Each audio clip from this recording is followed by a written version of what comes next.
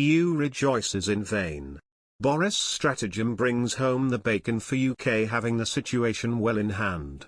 The British authorities has given manner within the newest rounds of talks over the Northern Area Protocol, the treaty which maintains an open border on the island of Era.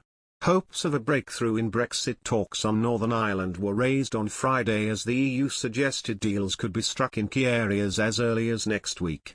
European Commission Vice President Maros Sefcovic also welcomed a change in tone from the UK following intensifying speculation that the government was preparing to unilaterally suspend the controversial Northern Ireland Protocol. Following lunch with Mr. Sefcovic in London, Boris Johnson's Brexit chief Lord Frost also stressed the UK's preference to find a consensual way forward. But he insisted that triggering Article 16 to suspend part of the protocol was a legitimate part of the deal on trade in Northern Ireland. Has Boris Johnson's administration retreated in the face of EU opposition, or is it just conserving its strength? That's the only conclusion that can be drawn from the statements released by David Frost, the United Kingdom's de facto chief Brexit minister, and by Maros Sefcovic, his counterpart in the European Commission. The British government had been widely expected to trigger Article 16 of the protocol, which allows either party to the agreement to suspend it in the event of severe difficulties, with many expecting the UK to do so as soon as COP26 ended. The British government is of course making all the noises you'd expect. Talks are still ongoing, next Friday is not intended to be the deadline and all avenues are still on the table. But the reality is that, today, at least, the UK has blinked, changing its approach and pulling back from talking about Article 16. The question is, why? Dig a little deeper, and there are three justifications you'll hear from across the government and Whitehall. The first is that the British government can retreat because Frost's combative approach has achieved exactly what it needed to. The European Commission has put forward a series of useful measures that address the serious problems with the protocol.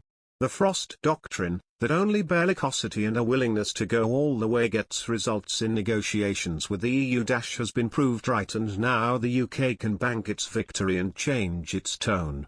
It's true to say that the European Commission has put forward a raft of fixes to the protocol. We can't prove the hypothetical either way. Some credit the change in approach as a reflection of effective and less belligerent lobbying by Northern Ireland's civic and commercial institutions rather than anything Frost has done or threatened to do. But in a way, it doesn't really matter if the Frost doctrine has only succeeded by coincidence. What matters is if the British government believes that the Frost doctrine has worked, and believes that for the Frost doctrine to keep working, the European Commission needs to feel pressure.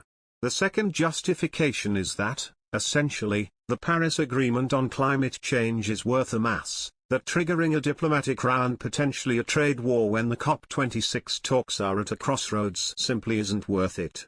The Northern Ireland Protocol can wait until after, not during, talks that will shape humanity's future.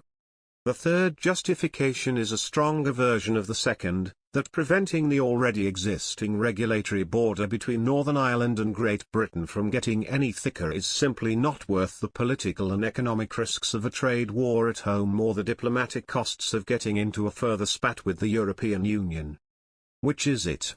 That you can hear all these rationales reflects a broader truth, that across government, different ministers, officials and advisers are in very different places about the UK's strategy and approach. For some it is a successful strategy for winning concessions from the EU that has already borne fruit. For others it is a successful strategy that has a way yet to run, but that confrontation needs to be parked until after COP26. The UK has blinked now in order to come back stronger after a successful climate summit. For others, the strategy hasn't worked and isn't worth the candle. Which view is closest to Boris Johnson's? No one can say they know for sure, at least not yet.